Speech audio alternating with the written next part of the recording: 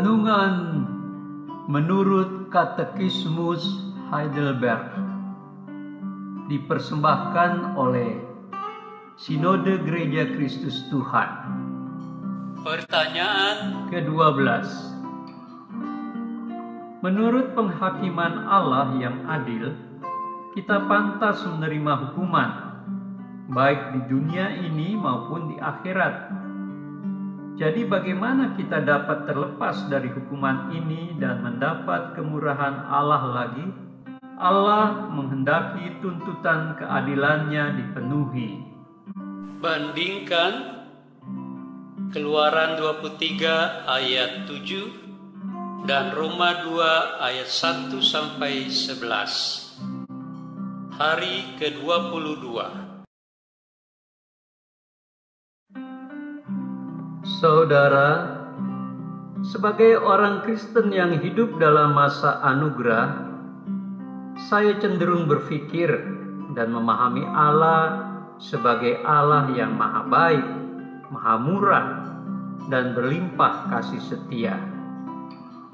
Pemahaman iman saya yang demikian tentu tidak salah. Tetapi manakala pemahaman iman saya hanya sebatas itu, yaitu Allah semata-mata maha baik dan berlimpah kasih setia, dan saya mengabaikan atau meniadakan aspek Allah sebagai Allah yang maha adil dan maha kudus, maka penghayatan dan pemahaman iman yang demikian itu tidak benar, alias belum lengkap atau belum utuh. Allah adalah keadilan dan kebenaran, dan Ia tidak akan pernah mengkompromikan keadilannya. Allah bersabda dalam kitab Keluaran 23 ayat 7, demikian, "Aku tidak akan membenarkan orang yang bersalah." Artinya, kemurahan Allah tidak serta-merta dapat secara otomatis meniadakan keadilannya.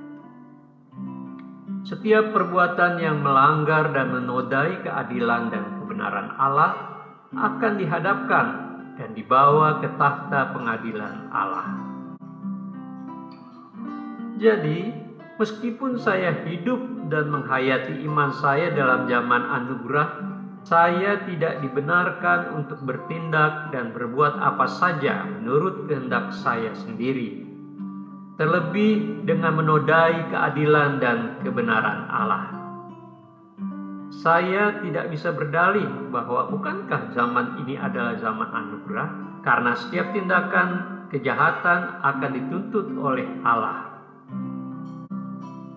Memang benar bahwa tuntutan itu harus dilunaskan oleh saya sendiri maupun oleh siapa saja. Alkitab mengatakan bahwa setiap orang telah berbuat dosa, maka tuntutan keadilan Allah telah dijatuhkan atas semua orang.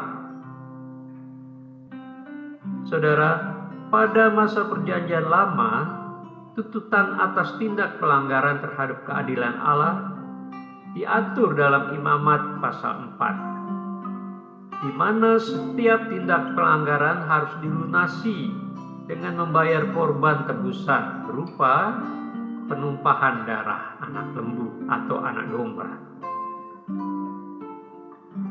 Di dalam Ibrani pasal 9 ayat 2 dikatakan, sebab tanpa penumpahan darah tidak ada pengampunan.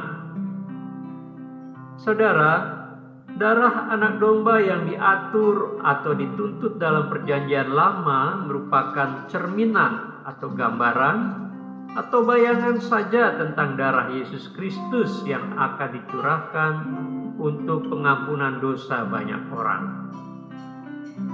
Di dalam Matius 26 ayat 28 dikatakan, sebab inilah darahku, darah perjanjian yang ditumpahkan bagi banyak orang untuk pengampunan dosa.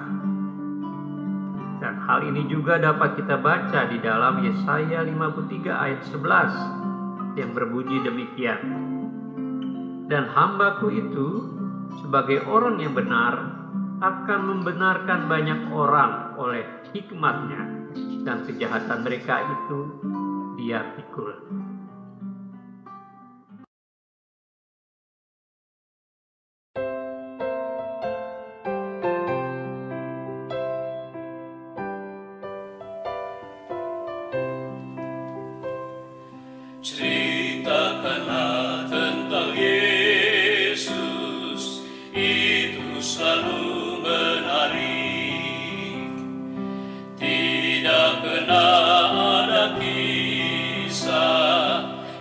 yang seindah kisahnya.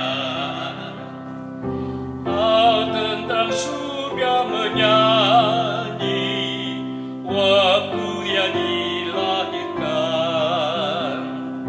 Muliakan Allah di surga, di bumi sejahtera. Ceritakanlah tentang Yesus, itu selalu menarik.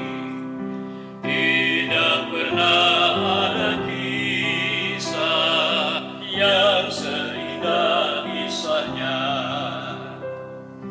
Ceritakanlah tentang Yesus yang dalam gurun telah dicobai oleh iblis, namun akhirnya menang.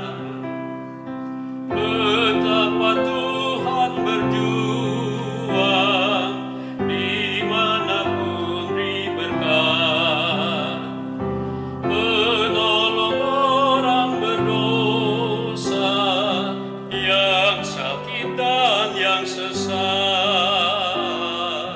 Ceritakanlah tentang Yesus, itu selalu menarik.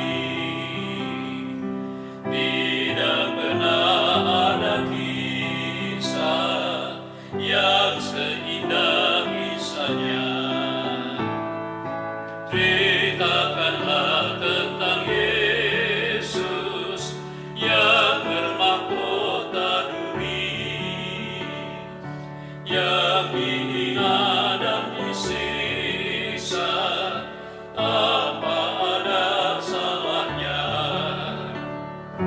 yang mana dosa-dosaku dia harus menderita dan disalibkan sehingga mati sebagai gantiku. Ceritakanlah